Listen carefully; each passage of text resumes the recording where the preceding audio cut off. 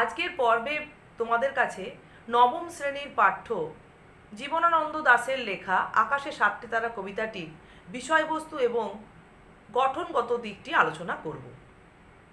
দেখো, এই কবিতাটিতে আমরা দেখতে পাবো যে কবি প্রথম স্তবকে 8টি লাইন এবং দ্বিতীয় স্তবকে 6টি লাইনের মধ্যে, অর্থাৎ মোট 14টি লাইনের মধ্যে বাংলার প্রকৃতিকে এক আলাদা রূপে তুলে ধরেছেন। আমরা আমাদের দৈনন্দিন জীবনে বাংলার প্রকৃতিকে যেভাবে দেখে থাকি, কবিও এখানে সেভাবেই দেখেছেন, কিন্তু তার দেখার গভীরতা বা প্রগাঢ়তা এখানে একটা অন্য মাত্রা লাভ করেছে, যে কারণে অতি সাধারণ বাংলার প্রাকৃতিক সৌন্দর্য একটা অন্য মাত্রা লাভ করেছে বা অসাধারণ রূপ লাভ করেছে এই কবিতার মধ্যে। তা কবি এখানে 14টি লাইনের মধ্যে বাংলার প্রকৃতিকে ফুটিয়ে তুলেছেন এবং এই কবিতাটি যেখানে যেভাবে বিরামচিহ্ন রয়েছে সেভাবেই কিন্তু তোমাদের থামতে হবে, তবে তোমরা কবিতাটির বিষয়বস্তু অনুধাবন করতে পারবে। মাইকেল মধুসূদন দত্তের যে রূপসী বাংলা কাব্যগ্রন্থ, তার 7 সংখ্যক কবিতা এটি।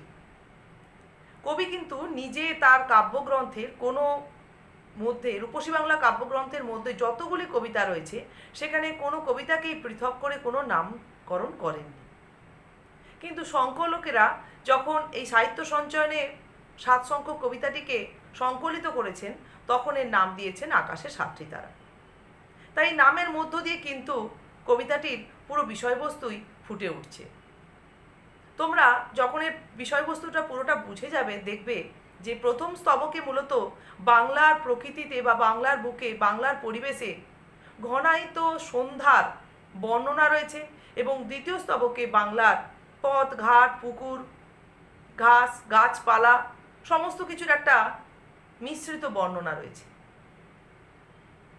সাধারণত দেখা যায় যে সন্ধ্যার সময় সন্ধ্যার প্রকৃতি আমাদের দৃষ্টিগোচর হয়, কিন্তু সন্ধ্যার প্রকৃতিতে বসে যে পথ ঘাট, পুকুর, সরপুঁটি, মাছ এ সমস্ত কিন্তু আমাদের দৃষ্টিগোচর হওয়ার কথা নয়।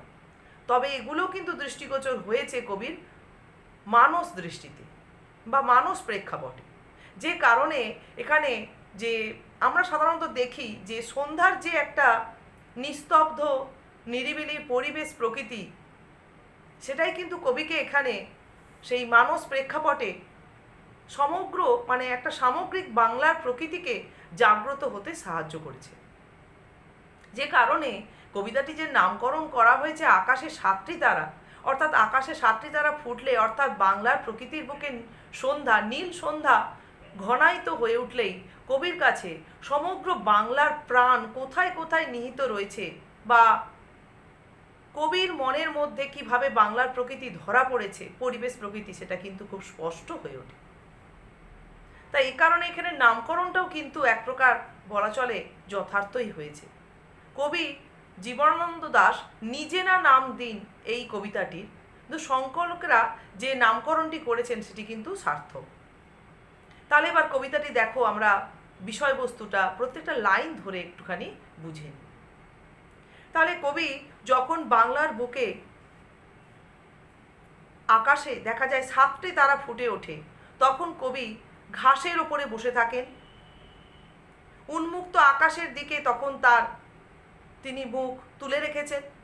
লক্ষ্য করেন পশ্চিম দিগন্তের আকাশ কামরাঙা নামক একটি ফল পেকে গেলে যে বর্ণ ধারণ করে, সেই বর্ণের মতো রূপ লাভ করেছে এবং সেই রঙিন আকাশ বা রঙিন মেঘ, আকাশের বুকে রঙিন মেঘ যেন মৃত মরিয়া পাখির মতো রঙিন হয়ে গঙ্গাসাগরের ঢেউ পর্যন্ত বিস্তার লাভ করেছে। এরপর ধীরে ধীরে শান্ত অনুগত বাংলার নীল সন্ধ্যা আকাশের বুক থেকে সমগ্র পরিবেশ প্রকৃতির পর্যন্ত নিশ্চিদ্রভাবে বিস্তার লাভ করছে। এই নীল সন্ধ্যাকে কবি এখানে কেশবতী কন্যার এলায়িত কেশপাশের সঙ্গে তুলনা করেছেন। কবি যেহেতু সেই উন্মুক্ত আকাশের দিকে মুখ তুলে ঘাসের ওপর বসেছিলেন, তাই কবির মুখ চোখের ওপরেও যেন সেই সন্ধ্যা বিস্তার লাভ করছিল এবং কবি সেই অনুভূতিতে অনুভব করেছেন যেন কেশবতী কন্যার সেই এলায়িত কেশরাশির স্পর্শ তার মুখ চোখের ওপরেও অনুভূত হচ্ছে। এখানে দেখো একটা সন্ধ্যার প্রকৃতিকে কবি যেভাবে অনুভব করেছেন, আমরা কিন্তু সচরাচর সেইভাবে অনুভব করতে পারি না, বা আমাদের অনুভূতিতে সেটা জাগে না। স্বাভাবিকভাবে তাহলে কবির মনের মধ্যে বাংলার এই সৌন্দর্য একটা আলাদা মাত্রা ছিল, যে কারণেই সেই সৌন্দর্যের প্রতি কবির এতটা আকর্ষণ থেকেই কবি বলছেন যে পৃথিবীর কোনো পথ এ কন্যারে দেখেনি কো। অর্থাৎ কবির দৃষ্টিতে সন্ধ্যা যেভাবে বিশেষিত হচ্ছে, বাংলার বুকে ঘনায়িত সন্ধ্যা যেভাবে বিশেষিত হচ্ছে, পৃথিবীতে কারোর কাছে কারোর দৃষ্টিতেই যেন সেভাবে বিশেষিত বা হয়নি বা ধরাও পড়েনি, বা কেউ কারোর দৃষ্টিতে ধরা পড়েনি যে এভাবে সন্ধ্যার বিস্তার, অর্থাৎ সেই কেশবতী কন্যার এলায়িত কেশরাশির স্পর্শ বাংলার পরিবেশ প্রকৃতিতে সমস্ত বৃক্ষ শ্রেণীর ওপরেও যেন এসে ঝরে পড়ে। সেখানে দেখা গেছে হিজল, কাঁঠাল, জাম সমস্ত বৃক্ষের ওপরে যেন সেই কেশপাশের স্পর্শ বিস্তার লাভ করছে। শুধু তাই নয়, কবির অনুভূতিতে একটা ঘ্রাণও অনুভূত হলো, একটা স্নিগ্ধ গন্ধ কবি যেন অনুভব করলেন সেই রূপসীর চুলের বিন্যাসের মধ্যে রয়েছে, যেটা পৃথিবীর কোনো পথে অর্থাৎ কোনো স্থানে কোনোভাবেই সন্ধ্যার মধ্যে, সন্ধ্যার পরিবেশ প্রকৃতির মধ্যে অনুভূত হতে পারে না বলে কবি মনে করেছেন। এটা গেল প্রথম স্তবকের বর্ণনা। এরপরে দেখো দ্বিতীয় স্তবকে রয়েছে মূলত কি না, কবি সেখানে বলছেন নরম ধানের গন্ধ, কলমির ঘ্রাণ। তাহলে এগুলো তিনি সেই সন্ধ্যার প্রকৃতির বুকে বসে আকাশের দিকেই মুখ তুলে বসে রয়েছেন।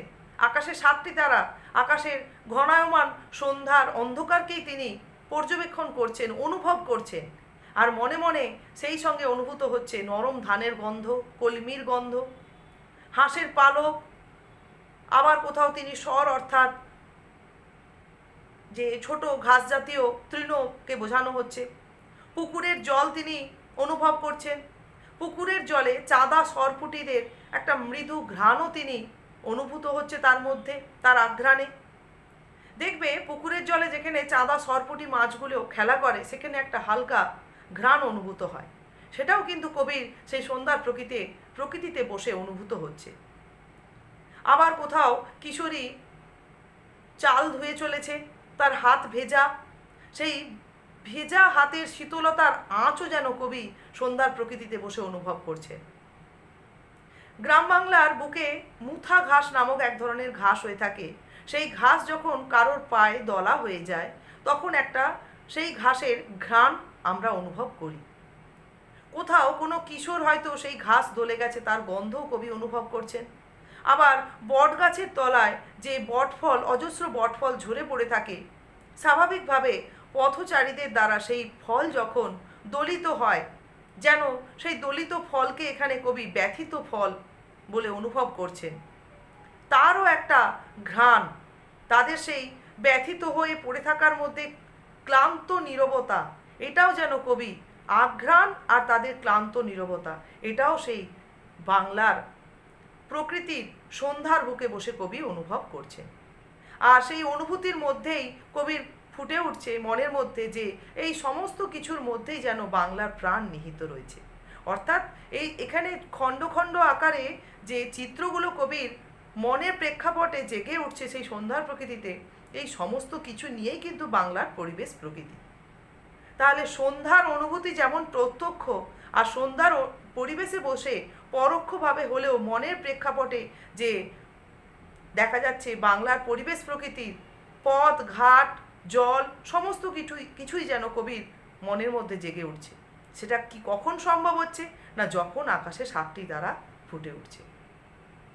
কবি কবিতার দেখবে শেষ লাইনেই এই বিষয়টি উপস্থাপন করছেন যে যখনই আকাশের বুকে সাতটি তারা ফুটে ওঠে, কবি যেন সমগ্র বাংলার প্রকৃতিটাকে অনুভব করতে বা তার অনুভূতির মধ্যে জাগিয়ে তুলতে পারেন খুব সহজে। স্বাভাবিকভাবেই আমরা এখানে দেখতে পাচ্ছি তাহলে বিষয়বস্তুর মধ্য দিয়ে কবির বাংলার নৈসর্গিক দিকের প্রতি, বাংলার প্রাকৃতিক সৌন্দর্যের প্রতি একটা প্রবল আকর্ষণ এখানে কাজ করছে, যেটা কিন্তু সমগ্র রূপসী বাংলা কাব্যগ্রন্থের বিষয়বস্তু। আর আমরা এখানে রূপসী বাংলা কাব্যগ্রন্থের অন্তর্গত একটি কবিতার মধ্য দিয়ে কিন্তু খুব সুন্দরভাবে অতি সাধারণ বাংলার পরিবেশ প্রকৃতিকে চিত্রিত হতে দেখলাম। তাহলে তোমরা আজকে এই বিষয়বস্তুটা সুন্দর করে তৈরি করো, এরপরে আমরা এর প্রশ্ন উত্তর সহযোগে আলোচনা করব।